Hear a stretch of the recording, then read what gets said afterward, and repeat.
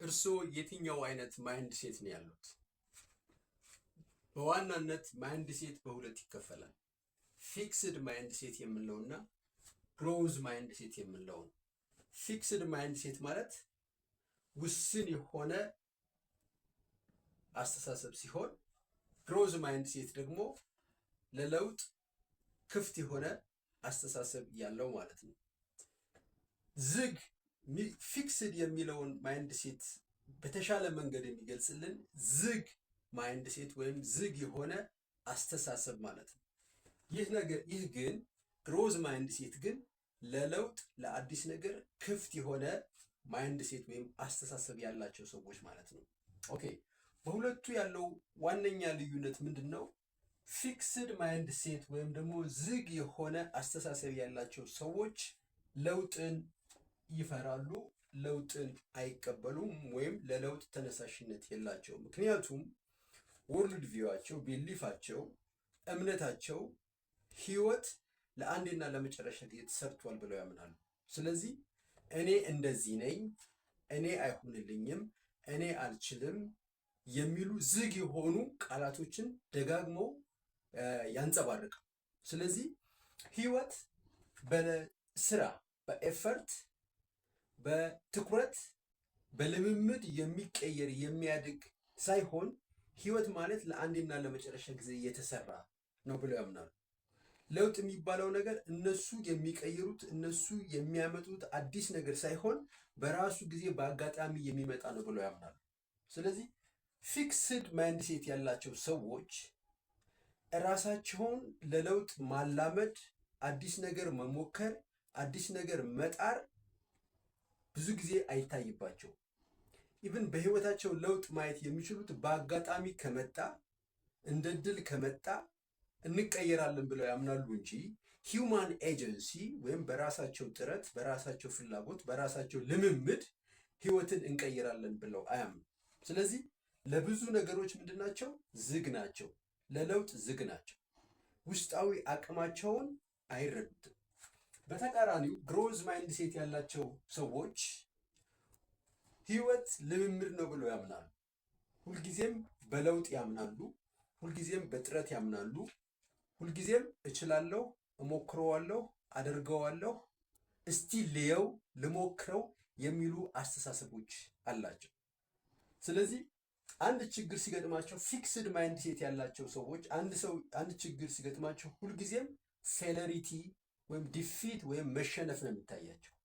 ስለዚህ ችግርን የመቋቋም አቅማቸው በጣም ደካማ ነው። ነገር ግን ግሮዝ ማይንድ ሴት ያላቸው ወይም ደግሞ ክፍት የሆነ አስተሳሰብ፣ ለለውጥ ዝግጁ የሆነ አስተሳሰብ ያላቸው ሰዎች ሁልጊዜም ችግር ሲመጣ ሊያጠነክረን ነው የሚሉ ችግርን የሚጋፈጡና ከችግር ትምህርት የሚወስዱ ሰዎች ናቸው ማለት ነው። ለነገሮች ባላቸው ምላሽ ፊክስድ ማይንድ ሴት በአብዛኛው በኢጎ ይጠቃሉ። ኢጎ ያጠቃቸዋል። እያንዳንዱ ነገር የእነሱን ክብር የሚነካ ይመስላቸዋል። እያንዳንዱ ቻሌንጅ እነሱን ለማሸነፍ የመጣ ይመስላቸዋል። በቀላሉ ይሸነፋሉ። ስለዚህ ስሜታዊነት ያጠቃቸዋል። ፍራስትሬት ያደርጋሉ። በአብዛኛው ፊክስድ ማይንድ ሴት ውስጥ ያሉ ሰዎች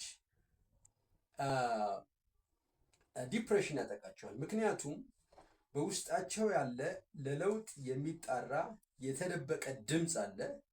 ነገር ግን ዶሚናንት ቢሊፋቸው ዋነኛ አስተሳሰባቸው ግን መለወጥ እንችላለን የሚል ስላልሆነ መለወጥ እንችላለን የሚል ስላልሆነ ለለውጥ ስለማይጥሩ ሁልጊዜም በሁለት ማንነት ውስጥ ይጋጫሉ ማለት። ስለዚህ ያ ዲፕሬሽን ይፈጥርባቸዋል።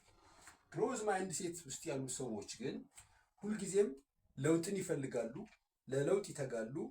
በውስጣቸው ያለው የመፍጠር አቅም ያለው ኤነርጂ ሁልጊዜ ቻናል ስለሚያደርጉት መውጫ መንገድ ስለሚሰጡት ሁልጊዜ ምንድነው ኮንስታንት የሆነ ክሪኤቲቪቲ፣ ኮንስታንት የሆነ ቶት፣ ኮንስታንት የሆነ የኤነርጂ ፍሎ አለ።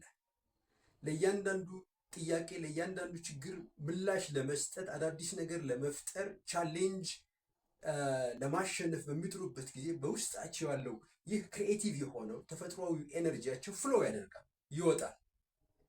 ፌል ቢያደርጉም ይሞክራሉ፣ ባይሳካላቸውም ይሞክራሉ። ስለዚህ ይህ ጤናማ የሆነ ማይንድ ሴት ጤናማ የሆነ ኤነርጂ ፍሎ በሰውነታቸው ውስጥ ስለሚኖር ብዙ ጊዜ በጭንቀት በፍርሃት ወይም በድብርት አይሰቃዩም።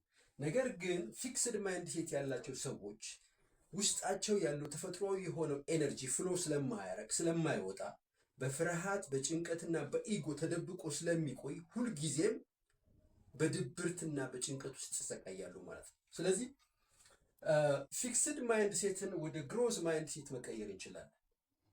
ምክንያቱም አጠቃላይ ላይፋችን የተመሰረተው ህይወትን የምናይበትና ስለ ራሳችን ያለን ግንዛቤ ላይ ነው።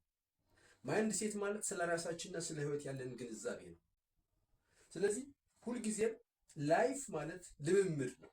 ህይወት ልምምድ ነው። አዳዲስ ለውጥ ነው። በውስጣችን ደግሞ መፍጠር የሚፈልግ ራሱን መግለጽ የሚፈልግ ኃይል አለ።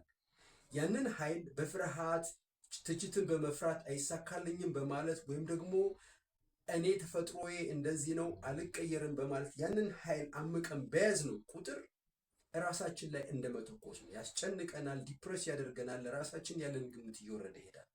ስለዚህ ፊክስድ ማይንድ ሴትን ወደ ግሮዝ ማይንድ ሴት ለመቀየር ማመን ያለብን ምንድን ነው? በለውጥ ማመን አለብን። መቀየር እንደምንችል፣ ካለንበት ሁኔታ መሻል መለወጥ እንደምንችል፣ ካለንበት አካባቢ መቀየር መሻል እንደምንችል፣ ያለንን አስተሳሰብ መቀየር እንደምንችል ማመን ከጀመረን አሁን ወደ ግሮዝ ማይንድ ሴት ሙቭ እያደረግን ነው ማለት። ስለዚህ ከፊክስድ ማይንድ ሴት ለመውጣት ልምምድ፣ ስልጠና፣ ሙከራና አዳዲስ አስተሳሰቦችን ማስተናገድን ይጠይቃል። ሞክሩት። አመሰግናለሁ።